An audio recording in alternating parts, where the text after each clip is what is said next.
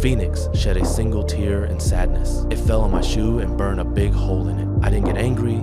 Instead, I felt this strange sense of joy because capturing a legendary creature would make the king proud. In that moment, the phoenix slowly started losing its glow. Its life seemed to be slipping away. I couldn't stand it, so I unlocked the chains. The phoenix looked at me gratefully, then lit up again and soared high into the sky, thanking me for my kindness. It left behind a fiery feather, one that would help me many times in the future. Later, I returned to the palace. Because I failed to bring the creature back, the king wanted to execute me. I took out the flame red feather to prove myself, but the feather had already lost its shine. Everyone mocked me like I was an idiot. The king thought I was making fun of him, so he ordered the guards to take me to be executed. Right at that desperate moment, the feather suddenly glowed gold. The sky lit up again. The fire phoenix had come to save me. In front of everyone's stunned eyes, it stood tall on the tower. Everyone believed I had tamed this sacred creature. They called me a hero. Even if the king didn't want to, he still had to dress me in royal robes. But deep down, he was filled with hatred. Soon after, the king gave me an impossible task. He ordered me to find the princess of the heavens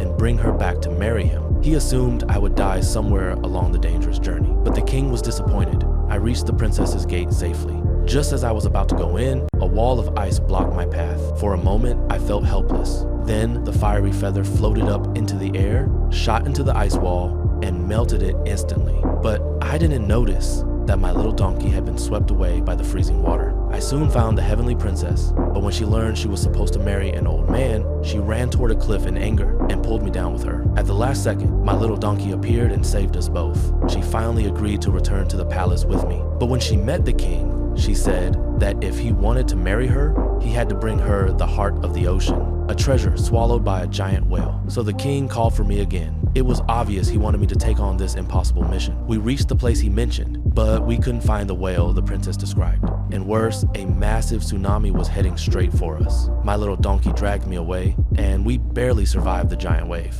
Then we realized the island in front of us was actually the whale we'd been searching for. It had been trapped there by humans. When it saw me, it shed tears of despair. I wanted to help, but the massive chains were too strong. Then suddenly, I sneezed and an idea hit me. I rode my little donkey straight into the whale's nostril. Inside was an unbelievable sight. I had the donkey touch the inside of the whale's nose. The whale felt ticklish and let out a huge sneeze, breaking free from the chains. Countless fishing boats it had swallowed came pouring out of its mouth. The reason it had been imprisoned there, but then I realized I had forgotten something important.